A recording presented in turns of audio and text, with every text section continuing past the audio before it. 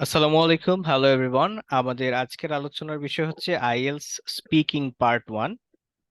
তো IELTS speaking part 1-এ কি ধরনের প্রশ্ন আসে, সেটার উত্তর দেওয়ার জন্য কিভাবে আমাকে প্রস্তুতি নিতে হবে, এবং আমি এক্স্যাক্টলি আইএলস পরীক্ষার গ্রাউন্ডে গিয়ে কিভাবে উত্তর করব বা কিভাবে অ্যাপ্রোচ করব, এই যাবতীয় আলাপ আমাদের আজকের এই ক্লাসের আলোচ্য বিষয়।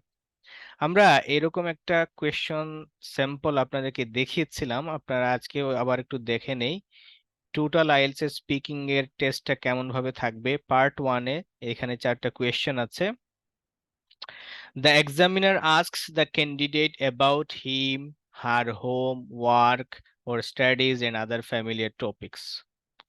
এখানে আমরা 4টা প্রশ্ন দেখছি, কোনো কোনো ক্ষেত্রে 5টা প্রশ্ন, কোনো কোনো ক্ষেত্রে 6টা, 10টা হইতে পারে।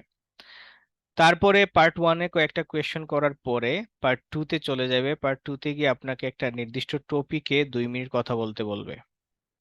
2 মিনিট কথা বলতে বলবে। আমরা একটু যদি টপিকটা দেখি, এখানে বলছে describe a hotel that you know, you should say this this this. এখানে আপনি 1 মিনিট সময় প্রিপারেশনের জন্য পাবেন, আর 2 মিনিট সময় কথা বলতে হবে। তারপর পার্ট 3-তে এসে ওই টপিকের উপরেই কিছু কোয়েশ্চেন করা হবে। সো এইটা হচ্ছে আপনার ওভারঅল স্পিকিং টেস্টের নমুনা। এরপর আমরা পার্ট 1-এ যাওয়ার আগে আরেকটা তথ্য একটু ডিটেইলে কথা বলতে চাই। মার্কিং ক্রাইটেরিয়াটা গতদিন একটু শুরু করেছিলাম, আজকে আরেকটু ডিটেইলে যেতে চাই। ফ্লুয়েন্সি আপনার দেখবে। ফ্লুয়েন্সি বলতে আসলে কি বোঝায়? ফ্লুয়েন্সি বলতে বোঝায় হচ্ছে টকিং এট লেন্থ, মানে ডিটেইলে কথা বলতে পারাটাকে ফ্লুয়েন্সি বলা। অর্থাৎ যে কোনো একটা বিষয় নিয়ে আপনি যেন ডিটেইল ইনফরমেশন দিতে পারেন, এই এবিলিটি থাকা। Talking without pauses or hesitations, ah, অপ্রয়োজনীয় বিরতি না নেওয়া এবং হেজিটেশন ফিল না করা, এটাও একটা পার্ট। উইদাউট সেলফ কারেকশন, কথা বলতে গিয়ে আপনি বলতেছেন দে ওয়াজ টকিং উইথ মি, তারপরে মনে করলেন যে দের সাথে তো ওয়াজ হয় না, ওয়ার হবে, তখন বললেন যে they were talking with me. এই এই সেলফ কারেকশন ছাড়া কথা বলাটাকে ফ্লুয়েন্সির স্ট্যান্ডার্ড লেভেল বলে আর কি। তবে কথা বলার সময় যদি ভুল হয়ে যায়, সেটা কারেক্ট করাটা বেটার, না কারেক্ট করাটা খারাপ। তাহলে আমরা কারেক্ট করব, তবে সেলফ কারেকশনের এই পর্যায়ে যেন যাইতে না হয়, সেই জন্য প্রচুর আমাদের প্র্যাকটিস করতে হবে। এইবল টু বি আন্ডারস্টুড, আপনি কথা বললেন যে কথাটা বোধগম্য হবে।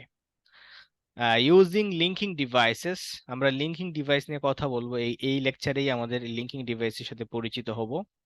লিঙ্কিং ডিভাইস বা কানেক্টরস, যেগুলো আমরা গত 5-6 বছরের মধ্যে যারা ইন্টারমিডিয়েট দিয়েছেন, তারা লিঙ্কিং ডিভাইসের জন্য আলাদা টপিক ছিল, কানেক্টরস ছিল, আমরা ওইভাবে পাইনি। লেক্সিক্যাল রিসোর্স, আমরা গতদিন বলেছিলাম ভোকাবুলারির ব্যাপারটাকে লেক্সিক্যাল রিসোর্স বলে কি, using a range of words and paraphrasing, বিভিন্ন ধরনের ওয়ার্ড ব্যবহার করা, পাশাপাশি একই ওয়ার্ড বারবার ব্যবহার না করা, এছাড়া একদম কমন ওয়ার্ড না ব্যবহার করে একটু অ্যাডভান্স লেভেলের ওয়ার্ড ব্যবহার করা। ওকে। অ্যাভয়েডিং লেস কমন ভোকাবুলারি, যেটা বলে ফেলেছি, অ্যাভয়েডিং এরর্স। অনেক সময় আমরা কি হয়, কনটেক্সট ছাড়া ভোকাবুলারির বই থেকে ভোকাবুলারি শিখি, ওয়ার্ড মিনিং শিখি, যেটার আসলে রিয়েল অ্যাপ্লিকেশনটা শেখা হয় না। যার কারণে আমরা এমন সময় একটা ওয়ার্ড ব্যবহার করি, ওয়ার্ডটা সুন্দর, ওয়ার্ডটা অ্যাডভান্স লেভেলের, কিন্তু আমাদের এই প্রয়োগটা পারফেক্ট না হয়, যার কারণে অনেক সময় আমরা স্কোর কমে যায়। গ্রামার রেঞ্জ এন্ড অ্যাকুরেসি আর range of sentence structures, present, past, future, active, passive, simple, complex, compound, এই যাবতীয় স্ট্রাকচারগুলোর যদি সমন্বয় ঘটানো যায়, সেটাকে বলে grammar range and accuracy. Using a range of grammar tenses, যেটা আমি বলে ফেলেছি, অ্যাভয়েডিং এরর্স, প্রত্যেকটাতে দেখেন অ্যাভয়েডিং এরর্স আসতেছে, মানে ভুল করা না করে আর কি। প্রনাউন্সিয়েশন, প্রনাউন্সিয়েশন বলতে মিসকনসেপশন আছে আমাদের। প্রনাউন্সিয়েশন বলতে অ্যাকসেন্ট না, স্ট্যান্ডার্ড প্রনাউন্সিয়েশন রুল ফলো করা। যেমন able to be understood throughout the test, আপনার কথা যেন বোধগম্য হয়। able to use information, না সরি, এটা হবে ইন্টোনেশন। এটা আপনাদেরকে পিডিএফ এ দিয়েছিলাম, এখানে একটু দেখে নেবেন। ইন্টোনেশন, এগুলো টাইপিং এর সময় ইন্টোনেশন, কথা আপ ডাউন করা, ভয়েস আর হাই করা, লো করা, এই জিনিসগুলা প্রসঙ্গক্রমে মানে প্রয়োজনে।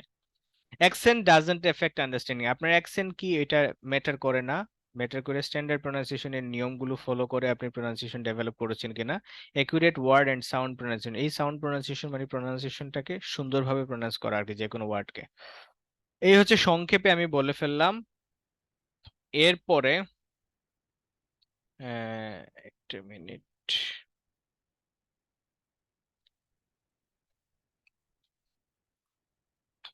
এখন আমরা আমি কিন্তু একদম জিরো থেকে বলে যাচ্ছি। পরীক্ষাটা শুরু হবে এইভাবে, প্রথমে আপনাকে ওয়েলকাম জানাবে, আপনাকে বসতে বলবে। এখন আরেকটা তথ্য দেই, আগে তো একদম face to face IELTS speaking হতো। এখন 80% ক্ষেত্রে যেটা হয় কম্পিউটারে হয়, মানে জুমে আমরা এখন যেভাবে ক্লাস নিচ্ছি ওইভাবেই 1-to-1 আপনার ইন্টারভিউ হবে 80% অকেশনে। সো এই জন্য এই যে আমাদের অনলাইনে ক্লাস করাটাও একটা বেনিফিট দিবে আপনাকে, আপনি একটু ইউজ টু হয়ে গেলেন আর কি। তো ওয়েলকাম করবে তার নিজের মতো করে, তারপরে আপনাকে ফার্স্টের যে কোয়েশ্চেনটা জিজ্ঞেস করবে সেটা হচ্ছে what's your name, can I have your name. এবং এবং এইটার উত্তরটাও দেওয়ার একটা সুন্দর সিস্টেম আছে। আপনি জাস্ট সিম্পলি আমার নাম না বলে আপনি বললেন যে মাই ফুল নেম ইজ, দিয়ে আপনার ফুল নেম বললেন, ইউ ক্যান কল মি বলে এতটুকু বললা, এটা একটা আনসার। এর বাইরে আরো কিছু আনসার আছে, সেটা কি হতে পারে, আপনি বললেন যে মাই নেম ইজ বলে আরো লম্বা করা যায়, হ্যাঁ। আমি একটু লিখি, মাই name is Tofail Ahmed, people call me,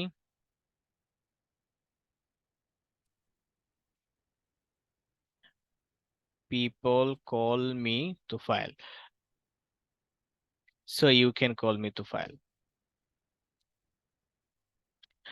My name is Tufail Ahmed, people call me Tufail, sorry, so you can call me, so you can দিতে পারেন, বলতে পারেন you may call me Tufail। আরো অনেক ভাবে বলা যায়, আমি এগুলা লিখবো না, মুখে বলে দিব। সেটা হচ্ছে যে my full name is Tufail Ahmed, I am more known as Tufail, আমি তুফাইল হিসেবে বেশি পরিচিত। আপনি আরো বলা যায় my full name is Tufail Ahmed and my nickname is Tufail and I would prefer if you call me Tufail, মানে আমি পছন্দ করবো যদি আপনি আমাকে তুফাইল বলে ডাকেন। তো এখানে আমি কয়েকটা বললাম, এর মধ্যে সবগুলো আমাদের লিখতে হচ্ছে না বা লিখতেছি না সময়ের ইয়ের জন্য, জাস্ট আপনাদেরকে আইডিয়াগুলো দেওয়ার জন্য। এখন আপনি কিভাবে দিবেন, যে কোনো একভাবে আপনি তথ্যটা দিলেন। একটু এখানে একটু এড করি, এটা যেহেতু একটা স্পিকিং টেস্ট, সো এই স্পিকিং টেস্টে আপনার স্পিকিং এবিলিটি যাচাই করে, যার কারণে আমরা যে সুযোগটা পাবো সেখানে চেষ্টা করব সর্বোচ্চ ইনফরমেশন দেওয়া। অর্থাৎ স্পিকিং টেস্টের সবচেয়ে ভালো স্কোর করার জন্য সবচেয়ে সবচেয়ে ইউজফুল টিপ বা টেকনিক হলো ডিটেইল কথা বলা, কোয়েশ্চন কের কোয়েশ্চনের মানে আনসার কাভার করে এমন যত কথা বলা যায় সেটা বলা। নামের ক্ষেত্রে তো আমি অনেকক্ষণ কথা বলতে পারবো না, বাট ওই যে কথা এক লাইন সেন্টেন্সে না বলে দুই সেন্টেন্স বা একটু দীর্ঘ করলাম, যে my full name is this, you can call me Tofail. এইভাবে মাই ফুল নেম ইজ, এখানে মাই নেমের জায়গায় ফুলও দিতে পারেন, মাই ফুল নেম ইজ তোফায়েল। এরপরেই আপনার কাছে আপনার আইডি দেখতে চাইবে। এখন আপনার আইডি বলতে আইএলস এ সাধারণত পাসপোর্ট দিয়ে আমরা পরীক্ষা দেই, তবে আইএলস দুইটা পরীক্ষা আছে, একটা হচ্ছে ইউকেভিআই আইএলস, একটা হচ্ছে স্ট্যান্ডার্ড আইএলস। এই দুইটার পার্থক্য কি, তেমন কোনো পার্থক্য নাই, জাস্ট পরীক্ষার সময় বলতে হবে ইউকেভিআই নাকি স্ট্যান্ডার্ড।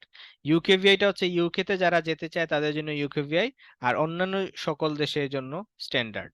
আবার ইউকেভিআই দিলে আপনি সকল দেশেও যেতে পারবেন। কনফিউশন যদি তৈরি হয় কোনো একটা কথায়, আমার কোনো বক্তব্যে, চ্যাট বক্সে লিখে দিবেন, আমি ক্লিয়ার করে দিব।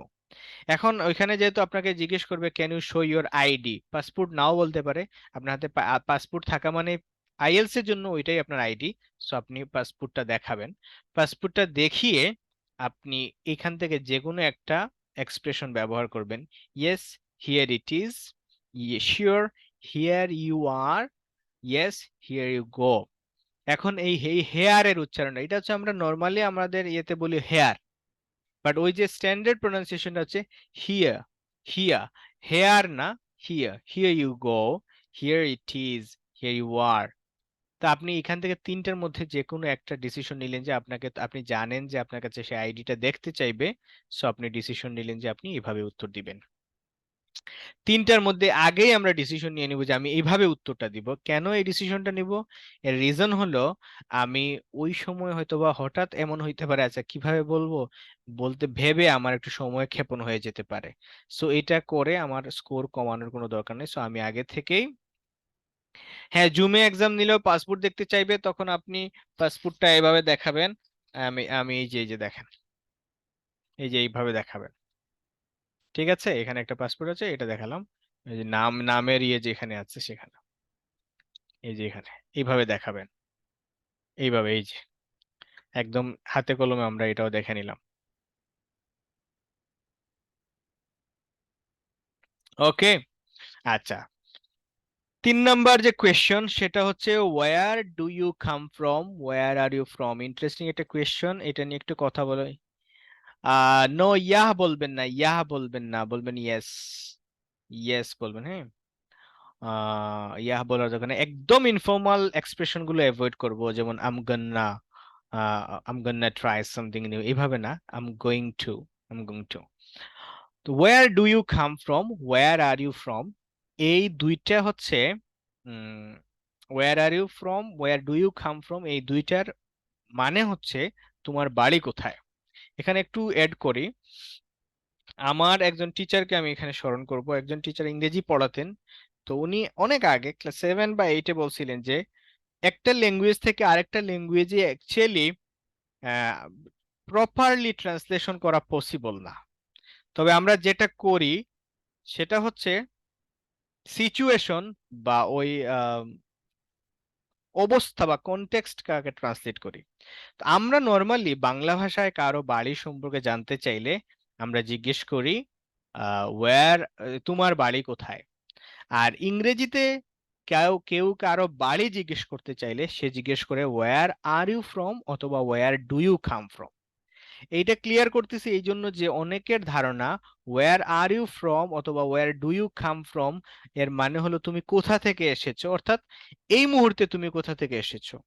ফর এক্সাম্পল, আমার বাসা উপশহরে, আমি গিয়েছিলাম বন্দরবাজার, সেখান থেকে আমি আসলাম। এখন আমাকে জিজ্ঞেস করলো, একজন চায়ের দোকানে পেয়ে আমাকে জিজ্ঞেস করলো ওয়্যার আর ইউ ফ্রম, আমি কি তাহলে বলবো আই এম ফ্রম বন্দরবাজার? বা আপনি যদি ফার্মগেট থেকে শাহবাগে যান, আপনি কি বলবেন আই এম ফ্রম ফার্মগেট? না, এটা না। আপনার অ্যাকচুয়াল বাড়িটা কোথায় সেটার উত্তর দিবেন। সেটা কিভাবে উত্তর দিব দেখেন, where do you come from যদি বলে, আমরা বলবো আম ফ্রম। কেন বলবো? আইএলটিএস স্পিকিং এ ভালো স্কোর করার জন্য আমাদের দরকার হচ্ছে লেক্সিক্যাল রিসোর্স। এই যে এখানে দেখেন, ফ্লুয়েন্সি জায়গায় এটা কোথায় জানি, প্যারাফ্রেজিং, এই যে প্যারাফ্রেজিং, এটা করতে হবে মাস্ট। প্যারাফ্রেজিং জিনিসটা কি? প্যারাফ্রেজিং জিনিসটা হচ্ছে বক্তব্য একই থাকবে, তার হচ্ছে সেন্টেন্স স্ট্রাকচার কিংবা ওয়ার্ড চেঞ্জ হয়ে যাবে এভাবে। তো এখন আমাকে যদি ওয়্যার আর ইউ ফ্রম জিজ্ঞেস করে, তাহলে আমি বলবো আই কাম ফ্রম। এতে কি হবে? আমি তার এই কথাটা হুবহু কপি করতেছি না, আমি বরং আমার নিজের এবিলিটি থেকে, আমার নিজের যে স্টোর আছে সেই স্টোর থেকে বা স্টোরেজ থেকে আমি ভোকেবুলারি ব্যবহার করতেছি। ওকে, এই জন্য এই কাজটা করব, আম ফ্রম সিলেট বা আই কাম ফ্রম সিলেট। ওকে, আচ্ছা। তারপরে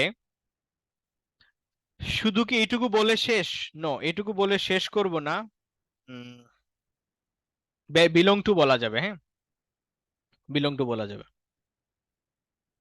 তবে বিলং টু এর আরো কিছু মিনিং আছে। তো আমি আমি সাজেস্ট করব যে আপনি এট ফার্স্ট এত ইয়েতে না যান, হ্যাঁ, কারণ আপনার হাতে একটা সময় আছে, সুযোগ হইলে ওই বাকি এক্সপ্রেশন গুলো ব্যবহার করলেন।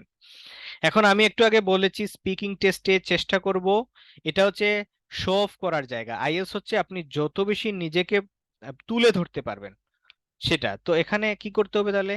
এই সিলেট বলে সাথে সাথে আমরা কথা স্টপ করব না, সিলেট দিয়ে প্রাসঙ্গিক কিছু তথ্য দিব। আমি একটু তথ্য দেই সিলেট নিয়ে।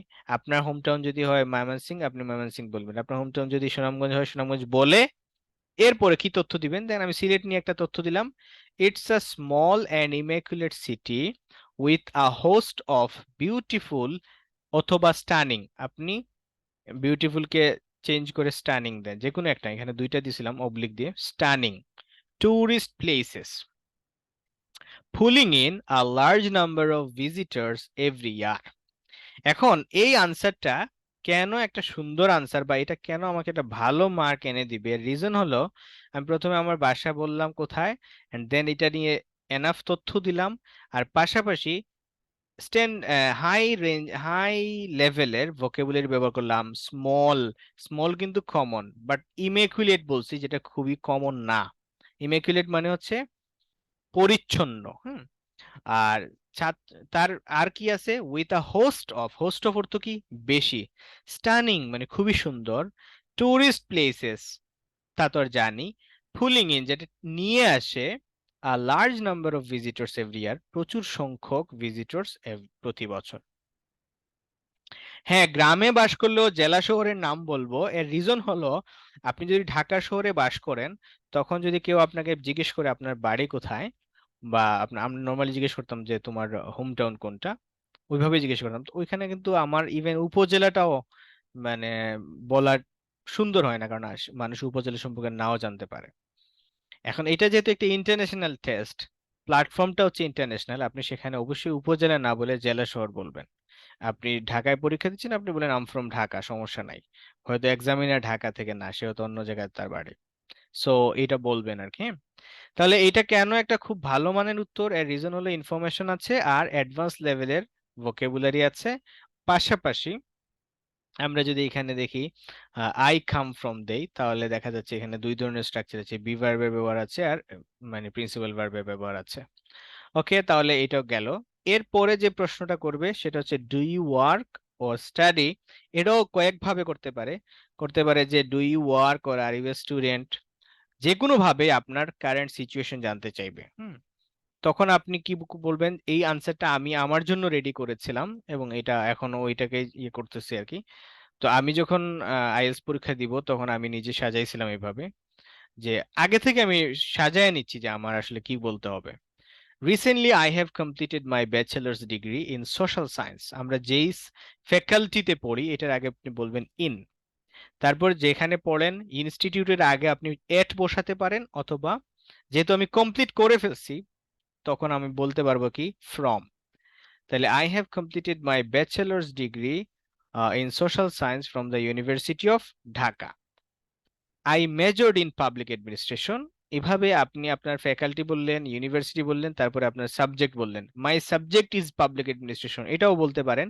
বাট সুন্দর হচ্ছে I majored in public administration. যদি আপনি এখন পড়তে থাকেন, তাহলে বলবেন যে I am studying at the university of Dhaka, অথবা I am studying social science, আমি সোশ্যাল সায়েন্স পড়তেছি। অথবা আপনি বলেন I am studying environmental science, অথবা আপনি বলেন I am studying medical science, যে কোনো একটা। এট পড়তে থাকলে বলবেন এট দা, তারপর আপনার হচ্ছে ইনস্টিটিউটের নাম। এখানে একটা জিনিস একটু এড করি, অনেকেই আমি দেখেছি ইউনিভার্সিটির আগে ইন বসায়, like I study in university of Dhaka, যেটা ভুল। ইউনিভার্সিটির আগে এট বসে। তাহলে I have completed my bachelor's degree in social science from the university of Dhaka. I majored in public education. Now I would like to go abroad. এখন আমি বিদেশে যেতে চাই, for pursuing my masters, particularly to Canada, বিশেষ করে আমি কানাডায় যেতে চাই। এভাবে আপনি আপনার যে ইনফরমেশন আছে সেটা দিয়ে আপনি সাজিয়ে নেন। আরেক জিনিস হচ্ছে, আমি বলি, আইএলস এ আমরা এর আগে আমি ইসলাম ধর্ম অনুযায়ী আমি বলবো তিনটা ক্ষেত্রে মিথ্যা কথা বলা জায়েজ। এটা মানে আমি যতটুকু জানি আর কি। এর মধ্যে একটা হচ্ছে যুদ্ধক্ষেত্র, আর দুইটা আমি ক্লিয়ার না, বাট প্রসঙ্গটা আমি বলি। আইএলস এর ক্ষেত্রে যদি এরকম কেউ করেন যে আপনি একদম অনেস্টলি কথা বলে যাবেন, মানে আপনি, তাহলে দেখা যাচ্ছে যে আপনি আইএলস এ ভালো স্কোর করতে পারবেন না, বিশেষ করে স্পিকিং এ। কেন? ধরেন এইটা আপনার পরীক্ষায় আসলো, describe a hotel that you know. এখন আপনি বললেন যে ভাই আমি হোটেল মোটেল সম্পর্কে কোনো আইডিয়াই নাই, আমি এগুলো, I don't know any hotel, তাহলে হইলো না। এখন আপনাকে স্টোরি বানাইতে হবে, আপনি গল্প রচনা করবেন, হ্যাঁ? আপনি আপনার কল্পনায় একটা চিত্র আঁকবেন। আমার ক্ষেত্রে আমি পার্ট 2 তে বলবো কিভাবে আমি অ্যাকচুয়ালি আমার পার্ট 2 তে এরকম স্টোরি সাজাইছিলাম। সো এখানে আমরা এই আলোচনাগুলো করব। সো এখানেও যে সেম জিনিসটা হচ্ছে কি, আমি যদি এই প্রশ্নের আনসার দিতে গিয়ে আমি একটু ইনফরমেশন ভুল দেই, মানে আমি পড়তেছি অনার্স ফার্স্ট ইয়ারে, কিন্তু আমি যদি বলে ফেলি যে আমি অনার্স শেষ করেছি বা মাস্টার্সে আছি বা আমি অনার্স শেষ করে এখন বিদেশে যাচ্ছি, কোনো সমস্যা নাই। ইনফরমেশনে মিসিং হলে কোনো সমস্যা নাই, ইভেন রাইটিংয়েও আমরা ইনফরমেশন ভুল হইলে কোনো সমস্যা নাই।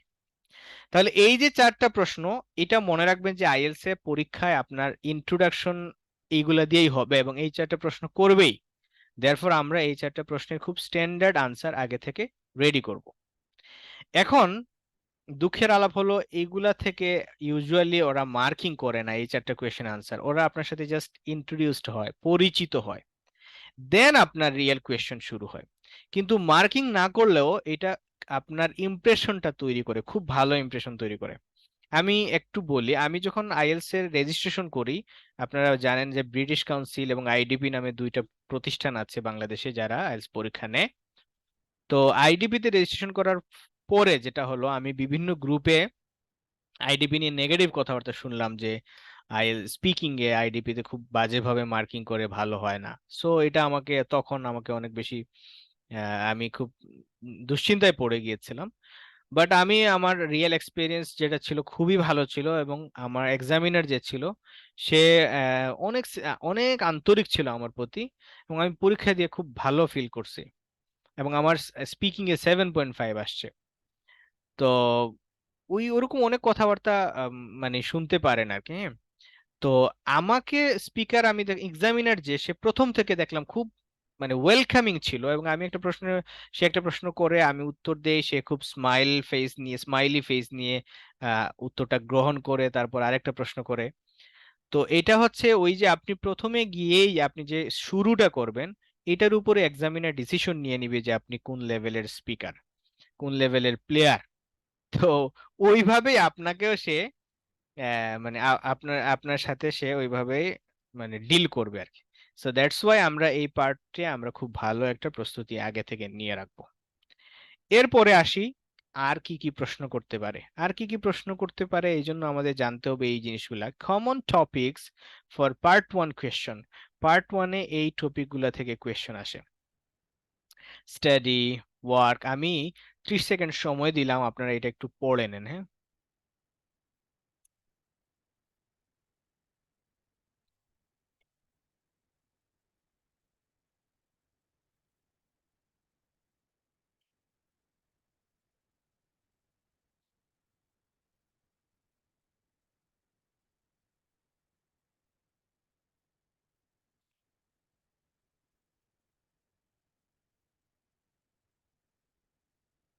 ওকে, তাহলে আপনারা আশা করি two common topics for part 1 question দেখলেন।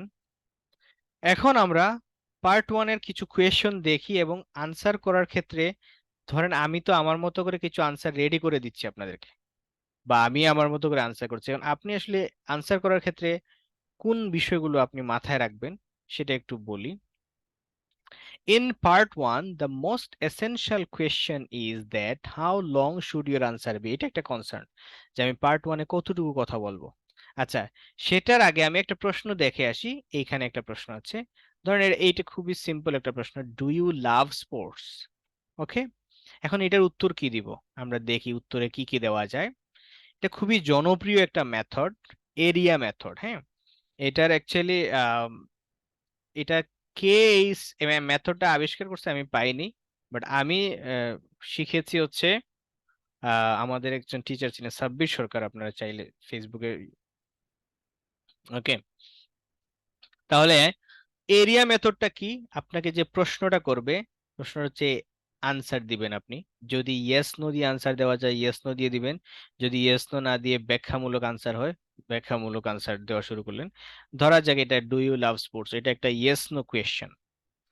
এই ইয়েস নো কোয়েশ্চেনে আপনি অবশ্যই ইয়েস ডেফিনেটলি এইভাবে উত্তর দিলেন।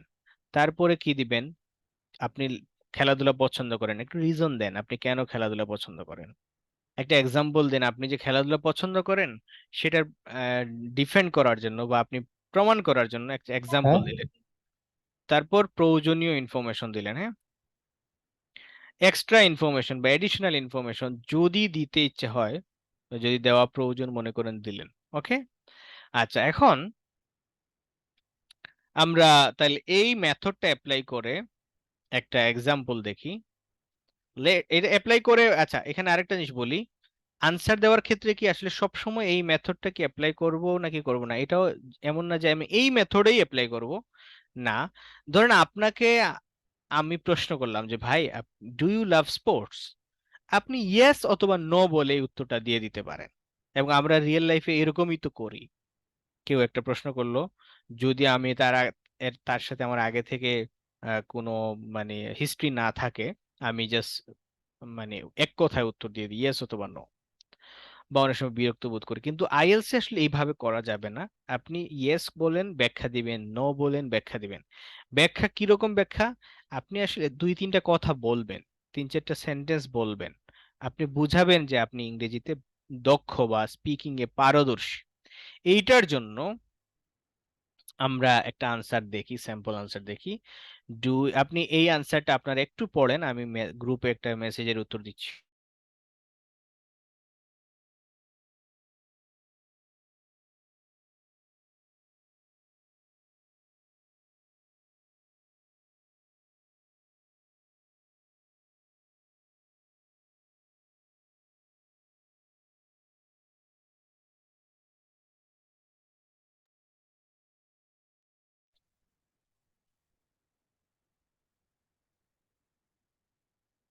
হুম,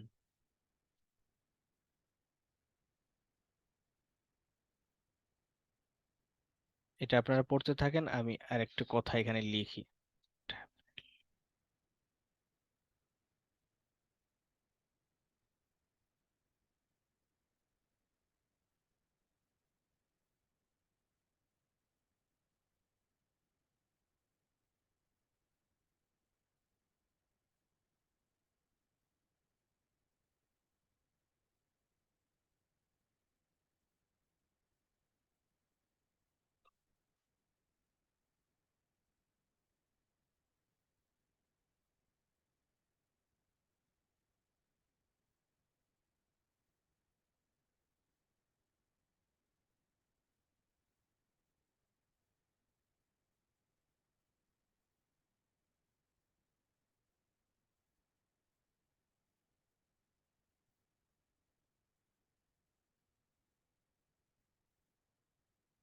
আপনার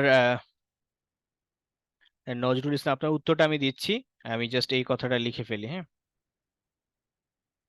There are a number of reasons why I love sport. First of all, it helps me stay fit when I play any kind of physical sport.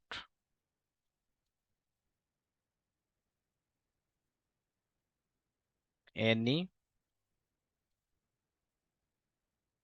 physical sport.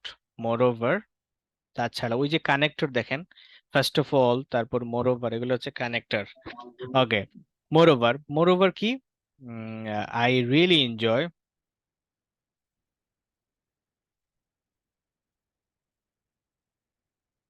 Watching sports, various types of sports.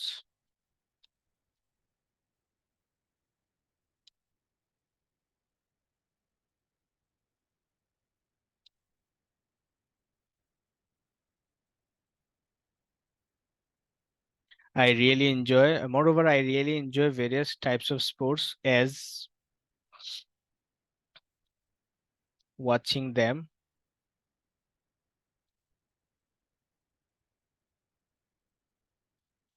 gives me so much fun or pleasure and pleasure.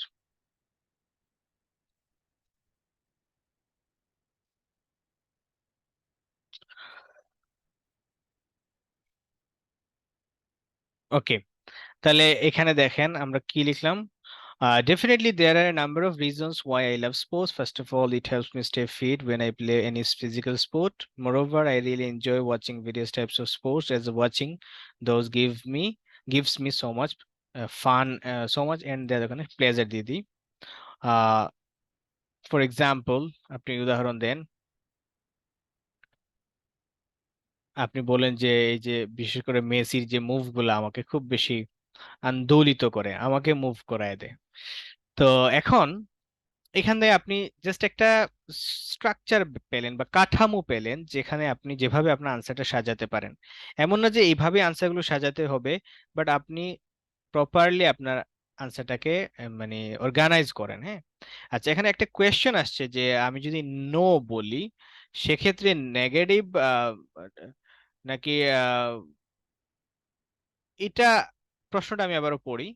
No answer দিয়ে explain করলেও কি negative effect পড়বে নাকি different হয়ে positive কিছু আসতে পারে? এটা এখানে নো ইয়েস এর উপরে নির্ভর করবে না আপনার মার্ক। আপনার মার্ক ডিপেন্ড করবে আপনি নো বলছেন, তারপরে আপনি আরো দুই তিনটা সেন্টেন্স বলছেন, তিনটা সেন্টেন্সটা কত সুন্দরভাবে বলছেন, গ্রামাটিক্যাল গ্রামাটিক্যালি কারেক্ট আছে কিনা, ওইখানে এনাফ ওয়ার্ডস মানে আছে কিনা যে অ্যাডভান্স লেভেলের ওয়ার্ড, বা মানে পারফেক্টলি ওই জায়গার জন্য ফিট করছে এমন ওয়ার্ড আছে কিনা।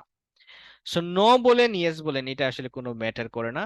তাছাড়া কিছু কিছু কোয়েশ্চেন আছে যেখানে আপনি একদম, আমি গত ক্লাসেও বলছিলাম যে আপনি জানেন না বলতে পারবেন যে আমি এই বিষয়ে কিছুই জানি না। এখন খেলাধুলা সম্পর্কে যদি প্রশ্ন করি যে আপনি খেলাধুলা পছন্দ করেন কিনা, এখানে জানেন না জানি না বলার তো আসলে সুযোগ নাই। আমি পছন্দ করি কিংবা করি না, পছন্দ করলে কেন পছন্দ করি, পছন্দ না করলে কেন পছন্দ করি না। এখন ধরেন আপনি বলতে চাচ্ছেন যে আমি খেলাধুলা পছন্দ করি না, একদমই পছন্দ করি না, আপনি বলছেন no actually I don't like sports at all.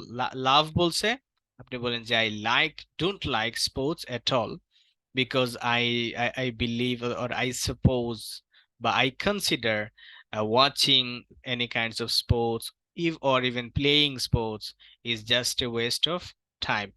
Rather, I would invest my time in watching movies or listening to music. At least I could soothe my mind by listening to my favorite music. এভাবেও আপনি বলতে পারেন। হ্যাঁ, so yes এবং no এর উপরে আসলে আনসারটা বা আপনার মার্কটা ডিপেন্ড করছে না, ডিপেন্ড করছে আপনি আনসারটা কিভাবে অর্গানাইজ করছেন, গ্রামাটিক্যালি কারেক্ট করতেছেন কিনা। আচ্ছা, এখন আসেন, এইভাবে আমরা সাজাতে পারি, অথবা অন্য যে কোনো ভাবে প্রপার প্রচুর ইনফরমেশন আমরা দিতে পারি। আরেকটা প্রশ্ন আমরা একটু দেখি, বা এইটাকেই এটা তো একটা আনসার দিলাম আর এটা আরেকটা আনসার দিলাম। এখন আরেকটা প্রশ্ন আপনাকে করতে পারে লেজার টাইম নিয়ে, আমরা এখানে টপিকে দেখছিলাম লেজার টাইম নিয়ে প্রশ্ন করতে পারে। ধরেন আপনার প্রশ্ন করলো what do you do in your leisure time, দুই ভাবে আনসার করতে পারেন। এখানে তো অবশ্যই ইয়েস নো নাই, হ্যাঁ, ইয়েস নোর আনসার সুযোগ নেই, তাহলে আপনি ব্যাখ্যায় চলে গেলেন। এটা হচ্ছে আমরা নর্মালি কোয়েশ্চেন দুই ধরনের হয়, তিন ধরনের আছে, তার মধ্যে সবচেয়ে বেসিক বা দুইটা হচ্ছে, একটা হচ্ছে ইয়েস নো কোয়েশ্চন আর একটা হচ্ছে ডব্লিউএইচ কোয়েশ্চন। ইয়েস নো কোয়েশ্চনের উত্তরটা ইয়েস এবং নো দিয়ে হয়, ডব্লিউএইচ কোয়েশ্চনের উত্তরটা ব্যাখ্যামূলক হয়। What do you do in your leisure time, এখন আপনি সরাসরি কি করেন না বলে একটু মানে সাজালেন কথাটা। Well I spend most of my leisure time with my family, sometimes I go out with my friends and have fun apart from that। এই যে এখানে এটা কানেক্টরস, লিঙ্কিং ডিভাইসেস, এভাবে সাজালেন। আমি একটু পিছনে ফিরে যাই, যেটা বলছিলাম।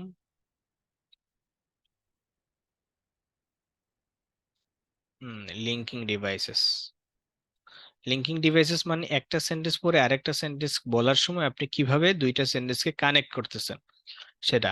ওয়াল I spend my most of time অথবা most of my leisure time, এখানে লেজার টাইমকে চেঞ্জ করে দেন, জিজ্ঞেস করছে লেজার টাইম দিয়ে, আপনি বলেন যে স্পেয়ার টাইম। স্পেয়ার শব্দটা তো আমরা জানি, যেটা অতিরিক্ত থেকে যায় সেটা।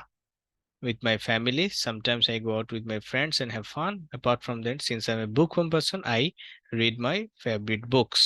এখানে অ্যাড করে দেন ফর এক্সাম্পল, আমি লাস্ট উইকে আমি আমার একটি বই পড়েছি, বইয়ের নাম এটা, শেষ।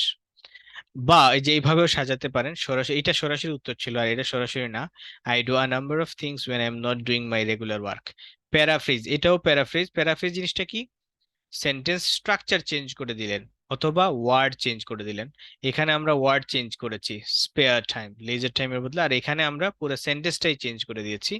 আমি অনেক কিছু করি যখন আমি আমার নিয়মিত কাজগুলো করি না, মোস্ট অফ দ্য টাইম এই করি। এই যে এটা একটা connectors,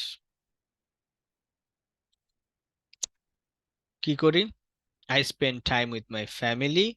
Honestly speaking, to be honest, linking devices. I love to take my parents out for a trip to nearby places in my spare time. এখন দেখেন এই যে to be honest, most of the time, apart from that, sometimes, এগুলো এমন না যে আপনি জানেন না বা কোনোদিন শুনেন না, এমন না। বাট আমরা যখন কথা বলি, স্পিকিং করি, আমরা আসলে এখন কি বলবো সেটা নিয়েই এত বেশি ভাবতে হয়। সেখানে কিভাবে বলবো, কত সুন্দর করে বলবো, সেটা ভাবার টাইমটা কোথায়? বাট আপনি যদি রেগুলার প্র্যাকটিস করেন অ্যান্ড হ্যাবিটের মধ্যে নিয়ে আসতে পারেন ইংরেজিকে, আমি আমি বিলিভ করি আপনারা একটা সময় ওই স্টেজে যাবেন যে আপনি কথা বলার সময় খুবই রিল্যাক্সিং মুডে থাকবেন এবং আপনি খুব চিন্তা করে ভেবে আপনি বলবেন আপনার কথাগুলো, এবং ওই চিন্তা করবেন, ভাববেন, কিন্তু এগুলো এত ফাস্ট হবে যে আপনার সামনে যে বসবে সে বুঝবে না যে আপনি সময় নিচ্ছেন। অ্যাকচুয়ালি আপনার সময় নিতেও হবে না, আপনি অটোমেটিক্যালি কথাগুলো চলে আসবে। তাহলে এখন এখানে যে এই কথাগুলো বা এই বক্তব্যটা খুবই সুন্দর হওয়ার পিছনে এই লিঙ্কিং ডিভাইসগুলো যেহেতু অনেক হেল্প করছে, আমরা কিছু লিঙ্কিং ডিভাইসের দিকে একটু নজর দেই। Expressions you need to incorporate in your speech, আপনার যে বক্তব্য তার মধ্যে কিছু এক্সপ্রেশনস নিয়ে আসবেন। সেটা কি কি? Most of the time, occasionally, apart from that, first of all, in addition, besides, to be honest, frankly speaking, let me tell you the truth, moreover, particularly, in particular, to be more specific, এই জাতীয় ওয়ার্ডগুলো আপনারা speaking এ ব্যবহার করবেন। এখন এগুলাকে suddenly আজকে আপনি হঠাৎ করে এমন হবে না যে আপনি কথা বলতে গেলেন আর সবগুলা সময় মতো চলে আসবে, এটা হবে না। এটার একটা সুন্দর প্র্যাকটিস আমি আপনাদেরকে বলি। আমরা যখন বাংলায় কথা বলি তখন এখন থেকে চেষ্টা করলে আপনারা বলতে পারবেন এইগুলা কথার মধ্যে। আপনি বাংলায় কথা বলতেছেন, আমি আহ, বেশিরভাগ আমি কি করি, সময় হলেই রেস্টুরেন্টে খেতে যাই, মানে আমি সুযোগ পেলেই রেস্টুরেন্টে খেতে যাই। বেশিরভাগ সময়ে আমি কাচ্চি ডাইনে যাই। এই বেশিরভাগ সময়টাকে আপনি এখন রিপ্লেস করেন মোস্ট অফ দ্য টাইম দিয়ে। এখন আপনি জাস্ট বেশিরভাগ সময়কে মোস্ট অফ দ্য টাইম দিয়ে রিপ্লেস করলেন, বাকি কথাগুলো বাংলাই থাকলো, এবং একটা সময় আসবে তখন আপনি বাকি কথাগুলোকেও ইংরেজিতে রিপ্লেস করে নিলেন। এখন আমি জানি না, অ্যাকচুয়ালি এটার পিছনে আমার আসলে স্টাডি নাই। বাংলা ভাষায় মানে আমার নর্মাল যে আমি কমিউনিকেশন করি সেখানে বাংলা ভাষায় কথা বলতে হবে, অবশ্যই ঠিক আছে। কিন্তু এর বাইরে আমি ইংরেজি চর্চাটাকে বা আমি বাংলার মধ্যে দুই চারটা ইংরেজি ওয়ার্ড ব্যবহার করলে এটা দূষণীয় কেন, এটার আমি ব্যাখ্যা আমি জানি না অন্তত। এখন আমার যদি প্ল্যান হয় যে আমি কর্পোরেট সেক্টরে জব করব বাংলাদেশের, আমার যদি প্ল্যান হয় আমি হায়ার স্টাডি করার জন্য বাইরে যাব, আমার যদি প্ল্যান হয় আমি বিজনেস করব এবং আমার বিজনেসে যে ক্লায়েন্টস যারা থাকবে তারা হচ্ছে হাইলি এডুকেটেড গ্রুপস, এবং এরা হচ্ছে ইংরেজি চর্চা করে এরা বেশি, এবং ইংরেজিতে এদের কাছ থেকে রেসপন্স ইজিলি পাওয়া যাবে আমি যদি ইংরেজিতে কমিউনিকেট করি, তাহলে কেন আমি আমার লাইফস্টাইলকে ইংরেজি ইংরেজি কেন্দ্রিক করব না? এটা একটা প্রশ্ন। আমি ব্যক্তিগতভাবে অনেক চেষ্টা করেছি যে, এবং সেটাতে আমি মানে লাভবান হয়েছি যে আমি অনেকভাবে চেঞ্জ করে নিয়েছি আমার এনভায়রনমেন্টকে, যেখানে আমি অনেক বেশি ইংরেজি চর্চার সুযোগ পাবো। একটা এক্সাম্পল দেখে, আমি একটা নামটা এই মুহূর্তে মনে আসতেছে না, আমি ফেসবুকে এখন ডক্টর ইউনূসের সম্ভবত প্রেস সেক্রেটারি যিনি হয়েছেন শফিকুল আলম, আমি উনাকে ফলো করি। অনেকগুলো কারণের প্রধান কারণ ছিল উনি ইংরেজিতে নিয়মিত লিখে এবং উনার লেখার মান অনেক ভালো। এখন আমি যদি ফেসবুকে সময় স্পেন্ড করতেই হয় আমাকে, তাহলে আমি এমন সকল কন্টেন্ট ক্রিয়েটরস, এমন সকল রাইটার্স, এমন সকল অ্যাক্টিভিস্টকে ফলো দিব যাদের কাছ থেকে আমি কিছু শিখবো প্রতিনিয়ত, কারণ আমি তো ফেসবুকে টাইমটা আমি কাটাচ্ছি। সো এরকম এই জন্য আমি, আমার মনে আছে আমি 2020-এর প্রথম দিকে আমি প্রচুর মানুষকে ফলো দিয়েছিলাম যারা ইংরেজিতে লেখে এবং ভালো মানের লেখে, ভুল লেখে না। ভুল লেখলে আবার এমন হয় যে আমরা ভুলটা শিখে ফেলতে পারি। তো এইরকম চাইলে আপনারা আপনার টাইমলাইনটাকে ওইভাবে সাজায় নিতে পারেন, এবং এখন থেকে আপনার মনে মগজে স্পিকিং এর যে এনভায়রনমেন্টটা তৈরি করেন, এভাবে করলে স্পিকিং এ ইমপ্রুভ করা খুবই সহজ। আমি ইংরেজি চর্চা করি অনেক আগে থেকে, বাট ইউনিভার্সিটি লাইফের শেষ দিকে এসে আইএলস এর যখন প্রিপারেশন নেওয়া শুরু করি, প্রথম মক টেস্টে গিয়ে আমি স্পিকিং টেস্ট দেই নাই। মানে আমার খুব হেজিটেশন ফিল করতেছিল, আমার কাছে মনে হচ্ছে আমি লজ্জা পাবো যদি আমি ঠিকমতো কথা বলতে পারি না। বাট ওইখানে যে টিচার ছিলেন উনি আমাকে জোর করে স্পিকিং মানে নেওয়াইছেন, বলছে যে না আপনাকে স্পিকিং দিতেই হবে। পরে আমি স্পিকিং দিলাম, ওই ইনস্ট্যান্ট উনি আমাকে 7 দিলেন স্কোর। তো আমার কাছে মনে হলো যে ওই মনের ভাগে মানে বনের বাগে খায় না, মনের বাগে খায়, এরকম আর কি। হ্যাঁ, বাংলিশে লিখে, এই জন্য এদেরকে অ্যাভয়েড করবেন। হ্যাঁ, আর ফেসবুকটাকে সাজানো এখন আরেকটা কেরিয়ার মানে হ্যাকস বলা যেতে পারে, হ্যাক বলা যেতে, হ্যাকস তো প্লুরাল। কারণ আপনি ফেসবুকে টাইম যাচ্ছেই, সো আপনার ফেসবুকের টাইমলাইন বা নিউজ ফিডটা এমন ভাবে রেডি করেন যেখান থেকে মানে বস্তু নিষ্ঠ কনস্ট্রাকটিভ কিছু পাবেন, মানে যেগুলো ইফেক্টিভ কিছু পাবেন। সো ওইভাবে সাজায় নেবেন আর কি। যাই হোক, এখন আমার যে কথা ছিল, আমরা এগুলাকে আমাদের দৈনন্দিন জীবনের কথাবার্তায় এখন থেকে নিয়ে আসব এবং চেষ্টা করব ইংরেজিতে ট্রান্সলেট করার। হুম। এখন এটা একটা এক্সাম্পল কি, যে এটাকে কিভাবে বলবো? ধরেন আপনি আপনি বলতে চাচ্ছেন I would like to go abroad for higher study, এরপরে আপনি বলছেন to be more specific I will go to the USA, আমি ইউএসএ তে যাব। এই যে এটা এখানে ছিল,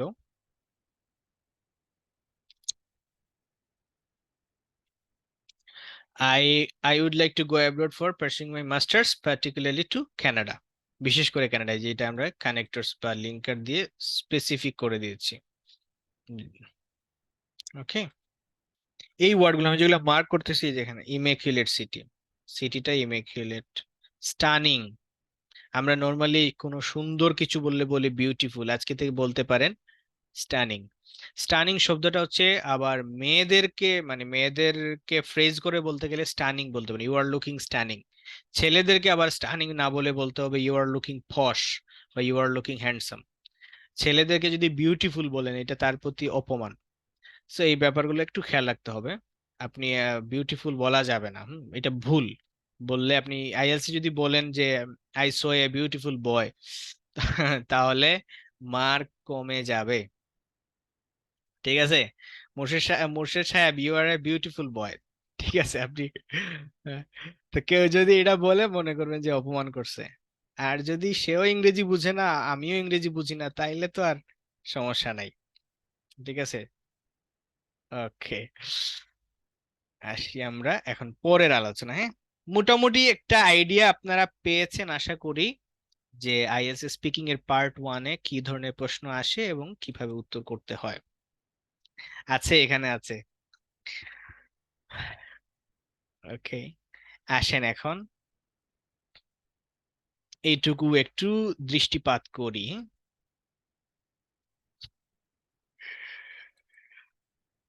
হ্যাঁ, এটাও এখানে একটা ইয়ের ব্যবহার আছে। এটা she has made us smarter,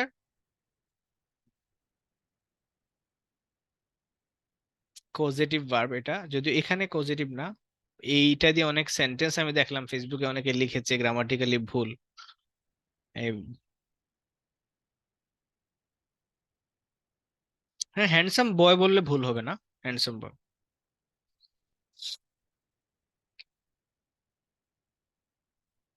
ওকে, এগুলো বলবেন, হ্যাঁ, লিখলে লেখা প্র্যাকটিস হবে, আর বললে বলার প্র্যাকটিস হবে, স্পিকিং প্র্যাকটিস হবে। এখন আমাদের একটা প্রশ্ন আছে, কিভাবে আমরা রাইটিং এ স্পিকিং এ ভালো হবো, বা how to be a good speaker in English.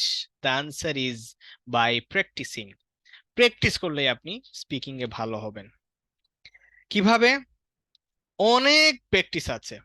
ধরেন আমরা ইংরেজি শিখাই, হ্যাঁ, আমি আমি আমার ফোকাসটা মেইনলি ইংরেজি শিখানোতে। আইএলস এ আমি ফোকাসড 50-50 ছিল, এখন আইএলস এ ফোকাসটা বেশি করতেছি অন্য একটা কারণে। তো ইংরেজি শিখার এমন কোনো মেথড নাই, বা যে কোনো ভাষা যে একটা নির্দিষ্ট মেথড না যে এইভাবে শিখলে ইংরেজি আপনি ভালোভাবে শিখবেন। 100 জন মানুষ 100 ভাবে শিখবে, 100 ভাবে প্র্যাকটিস করবে, কিন্তু মানে মূল জিনিস সেটা ঘুরে ফিরে প্র্যাকটিসে চলে আসতে হবে। আমরা অনেক বেশি টিপস এন্ড টেকনিক্স দিয়ে আর্টিকেল পড়ি, কিভাবে ইংরেজিতে ভালো স্পিকার হওয়া যায় এটা নিয়ে আর্টিকেল পড়ি, একটার পরে একটার জায়গায় 10টা পড়ি, কিন্তু মুখ দিয়ে কথাটা বের করি না। অনেক স্টুডেন্ট আছে, আমার ব্যাচমেট একজন ছিল, নাম মেনশন করার দরকার নাই, সে হচ্ছে ইংরেজিতে অনেক ভালো ছিল, রিডিং খুবই ভালো পারে, কিন্তু স্পিকিং এ কথাই বলতে পারতো না। এর রিজন হলো সে স্পিকিং প্র্যাকটিসটা করতো না, তার ওই ফোবিয়া ছিল, তার সে ওই জায়গা থেকে আর বের হতে পারে নাই বা বের হয় নাই। এখন অনেকভাবে প্র্যাকটিস করা যাবে, এর মধ্যে একটা প্র্যাকটিস আমি আপনাদেরকে বলে দেই, যেটা হচ্ছে আপনার যদি স্পিকিং পার্টনার না থাকে সে ক্ষেত্রেও কোনো সমস্যা নাই। আমরা স্পিকিং এ ভালো করার জন্য স্পিকিং পার্টনার খুঁজি। অনেকের অনেক ধান্দা থাকে, ফেসবুকে গ্রুপে মানে স্পিকিং পার্টনার খুঁজে অনেকের অনেক কিছু হয়ে যায়। যেমন বিশেষ কিছু ছেলে আছে লিখেই দিয়ে দিবে যে I need a female speaking partner. So এরকম অনেক কিছুই আছে, কিন্তু স্পিকিং এ ভালো করার জন্য সবচেয়ে জরুরি হলো একা একা প্র্যাকটিস করা। কিভাবে আমি বলে দেই আপনাকে। আপনি প্রথমে কি নিয়ে কথা বলবেন, একটা টপিক ঠিক করেন যে আমি এই টপিক নিয়ে কথা বলবো। টপিক নিয়ে আমরা অনেক স্পিকিং প্র্যাকটিস আমাদের বন্ধ হয়ে যায়, আমরা শুরু করি তারপর বন্ধ হয়ে যায়, আমরা হঠাৎ করে ডিসিশন নেই যে চলো আমরা ইংরেজিতে স্পিকিং করব, একজন বন্ধুকে বললাম, কিন্তু আমাদের কোনো প্ল্যান নাই যে আমরা এই টপিক নিয়ে কথা বলবো। যার কারণে প্রথমে আমরা বলি hello how are you, my name is this, তারপর ও বলে I am fine how are you, এরপরে দুইজনেই দাঁড়ায় থাকে যে কি বলবো এখন। বাট আমরা যদি একটা টপিক ঠিক করি যে আমরা এই পলিসি নিয়ে আলাপ করবো, আমরা এখানে সবাই আমরা মোটামুটি হায়ার স্টাডি করতেছি বা করেছি, সো আমরা মোটামুটি ওই বিষয়গুলো নিয়ে আমাদের জানা আছে। বা আপনি স্পোর্টস নিয়ে যদি আপনার ইন্টারেস্ট থাকে, আপনি স্পোর্টস নিয়ে কথা বলা শুরু করেন, বাংলাদেশের স্পোর্টস এর যে প্রোগ্রেস নিয়ে কথা বলেন, দেখবেন আপনি প্রচুর জানেন, সো ওই রিলেটেড আপনি অনেক কথাবার্তা বলতে পারবেন। ওইভাবে টপিক ঠিক করলেন। এখন নতুন একটা টপিক নিয়ে যদি আপনি বলেন তাহলে সেক্ষেত্রে কি করতে পারেন, selected topic, write down 15 to 16 sentences. লেখার সময় চিন্তা ভাবনা করলেন, কমপ্লেক্স লেস কমন ভোকাবুলারি চিন্তা ভাবনা করে করে অ্যাড করলেন, একটা প্যারাগ্রাফ হয়ে গেল। আচ্ছা, এটা আমি একটু আহ, একটু রিসার্চ করে আমি আপনাদেরকে বলবো, হ্যাঁ। তারপর হচ্ছে আপনি 15 থেকে এখানে 16 লিখলাম, আপনি 20টা লিখতে পারেন, আপনি 10টা লিখতে পারেন। যেটা করবেন একটা টপিক নিয়ে আপনি সুন্দর একটা, হ্যাঁ ম্যাম, এখন আমি এই কথাটাই বলতেছি যে পার্টনার ছাড়া কিভাবে স্পিকিং এ ভালো করবেন। এবং এটাও নোট করে রাখেন, স্পিকিং এ ভালো করতে হলে পার্টনারের প্রয়োজন নাই, একা একা প্র্যাকটিস করেন সবচেয়ে ভালো। কি কেন, আমি এই আমার নেক্সট 5 মিনিট কথাটা শুনেন, ক্লিয়ার হয়ে যাবেন। একটা টপিক ঠিক করলেন, আপনি টপিক ঠিক করলেন হচ্ছে metro rail in Dhaka. Metro rail নিয়ে অনেক তথ্য জোগাড় করেন, কি কি তথ্য আছে সেটা লিখলেন সুন্দর করে। লেখার সময় শুধু সিম্পল সেন্টেন্স না, লেখার সময় যেহেতু আমরা একটু টাইম পাই চিন্তা করার, আপনি কমপ্লেক্স সেন্টেন্স লেখেন, কম্পাউন্ড লেখেন, লেস কমন ভোকাবুলারি ব্যবহার করেন, ওই ওই রিলেটেড দুইটা আর্টিকেল পড়েন মেট্রো রেল নিয়ে, হ্যাঁ, বস্তুনিষ্ঠ কিছু আর্টিকেল পড়েন। এখন এখানে লেখার সময় কি করবেন, follow and use different tense structures. Speaking এ সাবজেক্টের পর একটা সেন্টেন্স মেকিং করার সময় সাবজেক্টের পরেই ভার্বের ব্যবহার, এবং ভার্বের ব্যবহারেই আমরা টেন্সটা চলে আসতেছে, প্রেজেন্ট ফর্ম হবে নাকি পাস্ট ফর্ম হবে নাকি ফিউচার হবে। এগুলা স্পিকিং এ আমরা অনেক ভুল করে ফেলি, এমন না যে আমি জানি না, বাট স্পিকিং এ ব্রেন থেকে ওইভাবে ফাস্ট বের হয়ে আসে না, কারণ আমরা প্র্যাকটিস কম। তো আপনি কি করেন, বিভিন্ন সেন্টেন্স স্ট্রাকচার ব্যবহার করে লেখেন, এরপরে দেখে দেখে দেখে দেখে আমি আমি বলবো যে রিড দেম, রিড মানে তো পড়া, হ্যাঁ, দেখে দেখে ওইটা 4 থেকে 5 বার পড়েন যেটা আপনি লিখছেন। এখন তারপরে আপনি কি করলেন, আপনার স্ক্রিপ্ট এটা বন্ধ করলেন, বন্ধ করে মোবাইল হাতে নিলেন, ভিডিও না করে অডিও করেন, ভিডিওতে অনেক সময় কনসেন্ট্রেশন ব্রেক হয়ে যায়। আপনি অডিও মানে রেকর্ড করেন, আর আপনি কথা বলতে থাকেন ওই টপিক নিয়ে, কথা শেষ করবেন, এরপরে আপনি স্ক্রিপ্টটা আবার খুলেন, বের করেন, বের করে আপনি দেখেন আপনি কোথায় কোথায় ভুল করেছেন। আপনি স্ক্রিপ্টে লিখেছিলেন I was waiting for him for 3 hours, স্ক্রিপ্টে লিখেছেন এরকম যে I have been waiting for him for 3 hours, এটা, কিন্তু বলার সময় বলেছেন I was waiting for him for 3 hours. তাহলে স্ক্রিপ্টে লেখার সময় আপনি গ্রামাটিক্যালি একদম কারেক্ট সেন্টেন্সটা লিখেছিলেন, কিন্তু বলার সময় ভুল বলেছেন, ওইটা আবার কারেক্ট করেন, ওইটা আবার বলার চেষ্টা করেন। এরকম জাস্ট যদি কেউ একটা মাস প্র্যাকটিস করেন, ডেইলি 1 ঘন্টা সময় বের করে, একটা মাস, আমি বলবো আপনি 0 লেভেলে যদি থাকেন আপনি 7-এ চলে যাবেন। বাট সবচেয়ে দুঃখের বিষয় হলো, বাস্তবতা হলো, আমরা অনেকেই কনসিস্টেন্সিটা মেনটেন করতে পারবো না। আজকে হয়তো শুরু করব, কালকে আর হয়তো অন্য একটা কাজ আসবে, এমন মনে হবে যে না স্পিকিং এর পরের দিন করব। বাট আপনি যদি ফোকাস ঠিক রাখতে পারেন, প্রায়োরিটি সেট করতে পারেন যে না স্পিকিং এ ভাই ভালো হতেই হবে, তাহলে পারবেন এবং স্পিকিং এ ভালো হবেন। মেক কারেকশনস, এই মেথডটা একটা মাস অ্যাপ্লাই করেন, দেখবেন যে আপনার হিউজ চেঞ্জ আসছে। এখন আপনাদের আরো কিছু কথা বলি, তারপরে আপনাদের কাছ থেকে প্রশ্ন নিব।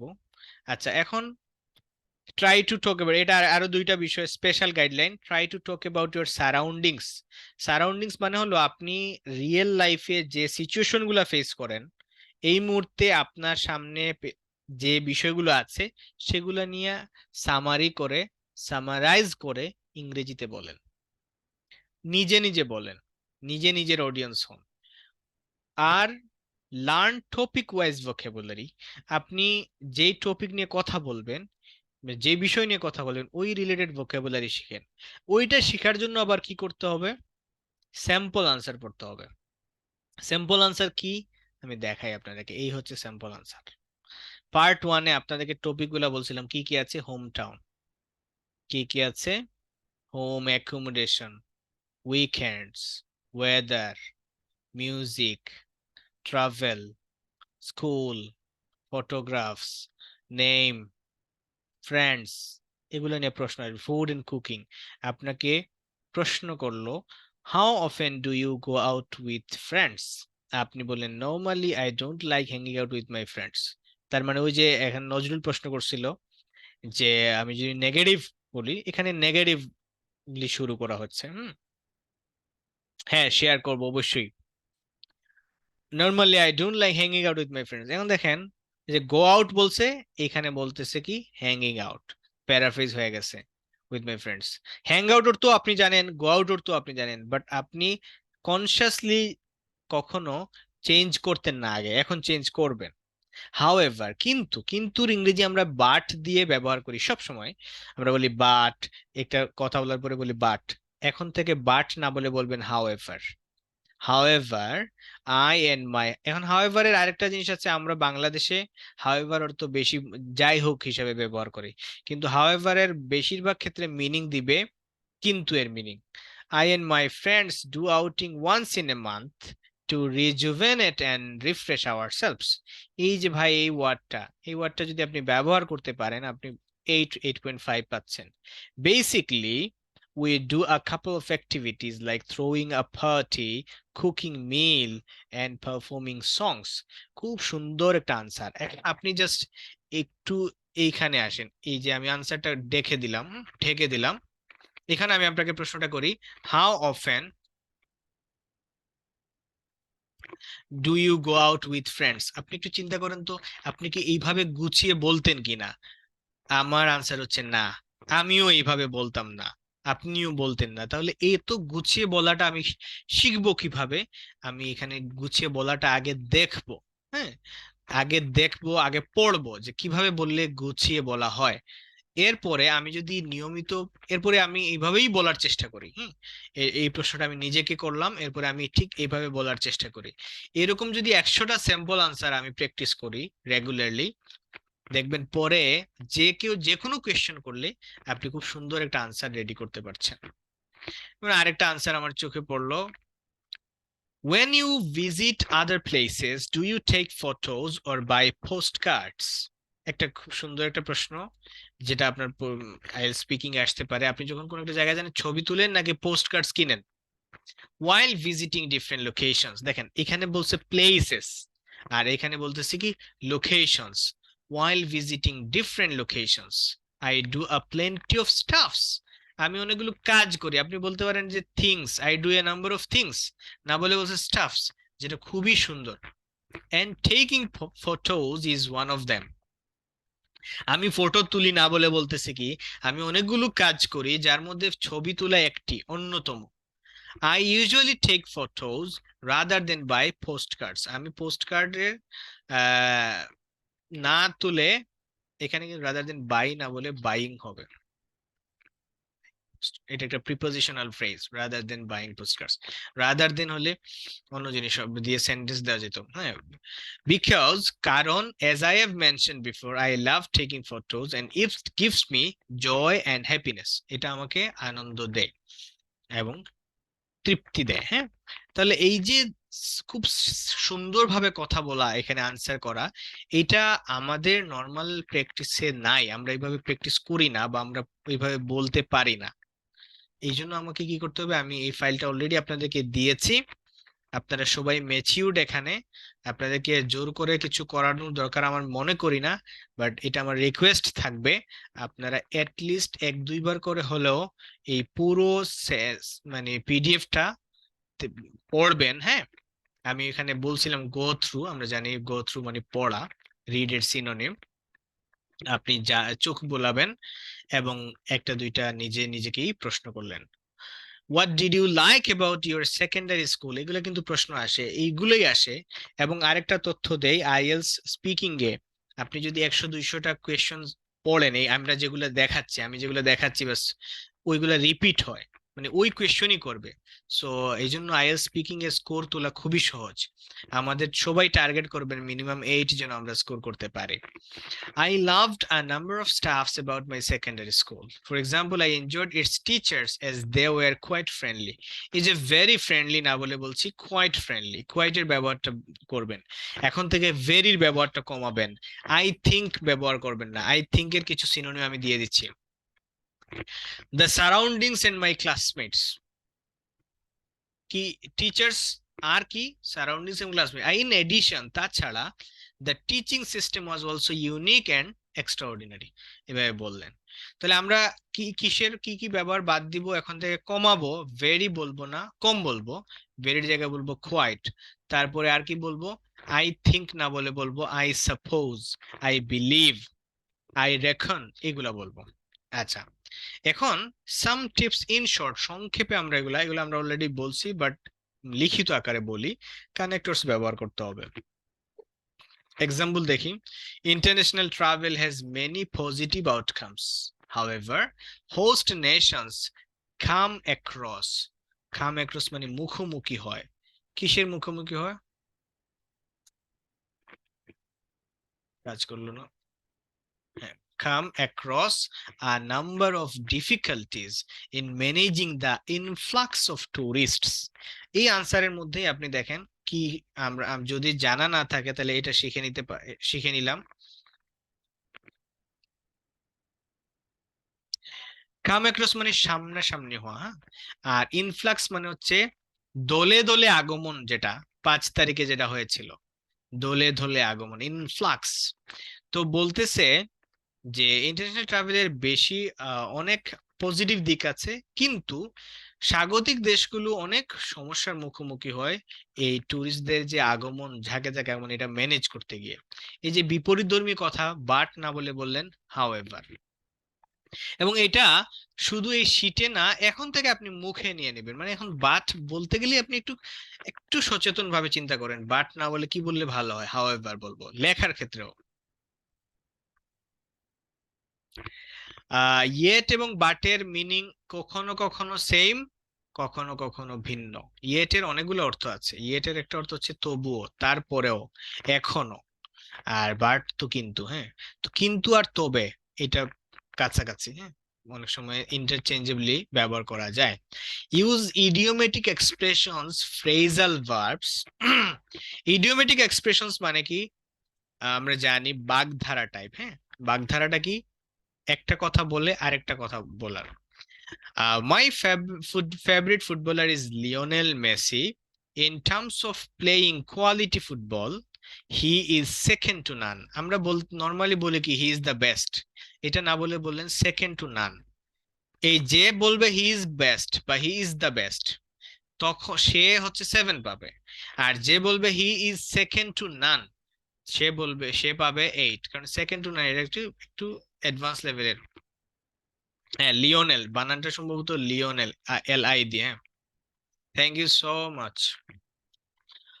মাই favourite footballer is Lionel Messi in terms of playing football. এই ইন টার্মস অফ এর ব্যাপারটা দেখেন, প্রসঙ্গ নিয়ে যদি কথা বলি, in terms of quality football he is second to naan.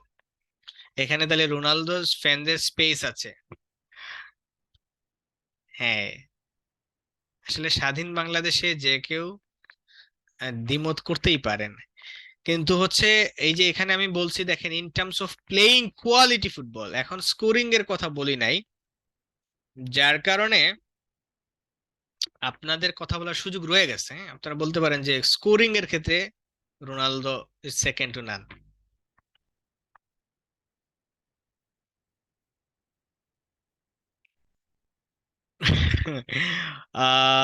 Ronaldo নিয়ে আসলে মন থেকে কিছু আসে না, বুঝছেন। বাস্তবতা হলো মেসি গোট, এই যে লিখে ফেলছেন একজন।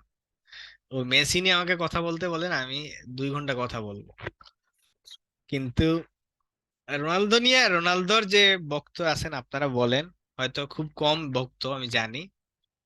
তো বাস্তবতা হলো এই, মেসি ইজ দ্য বেস্ট।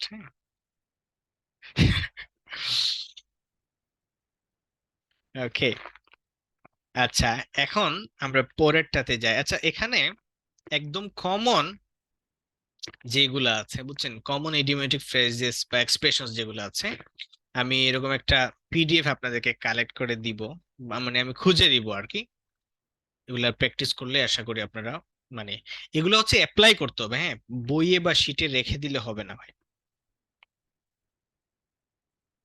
ভালো একটা প্র্যাকটিস হবে যদি মেসি এন্ড রোনালদো নিয়ে যদি একটা ডিবেট, আমরা অনলাইন ভার্চুয়াল ডিবেটের আয়োজন করতে পারি। দেখা যাক, as we progress we may plan a lot of things. Complex sentences বা variety of sentences. I live in Dhaka which is a crowded city. দেখেন, এটা একটা complex sentence. I live in Dhaka, আমি ঢাকায় বাস করি, যা একটি ক্রাউডেড সিটি। উইচ দিয়ে বললাম, এই জন্য এটা কমপ্লেক্স হয়ে গেছে। It is a crowded city বলতে পারতাম, বললে কম্পাউন্ড হইতো।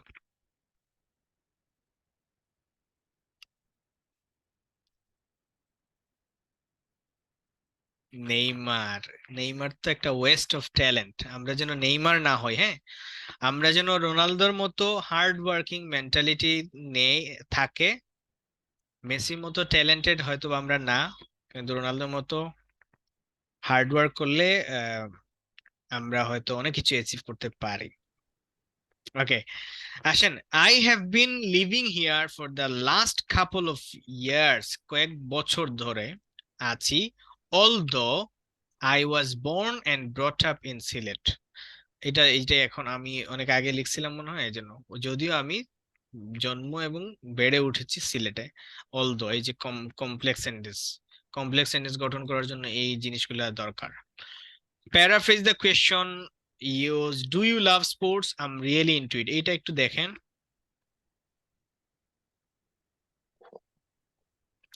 I do agree, I completely agree with you, Shakil Ahmed. আমরা ইংরেজিতে মেসি হব। আচ্ছা, এইটা একটু সবাই একটু খেয়াল করেন। আপনাকে প্রশ্ন করতেছে ডু ইউ লাভ স্পোর্টস, আপনি এটার উত্তর দিতেছেন yes I am really into it. Somebody is into something মানে হচ্ছে সে এটা খুব বেশি ভালোবাসে। আই এম ইনটু মিউজিক মানে হলো আমি মিউজিকের মধ্যে ডুবে গেছি, এরকম। হ্যাঁ, তো আমি ফুটবল পছন্দ, স্পোর্টস পছন্দ করি, I am really into it. I like to play and watch some sports, most of the time I play football with my friends. এই যে স্যাম্পল আনসার যেগুলো আপনাদেরকে দিলাম, এগুলা প্র্যাকটিস করেন, ইনশাল্লাহ ভালো কিছু হবে। লাস্ট কিছু কথা বলি যেটা খুবই জরুরি।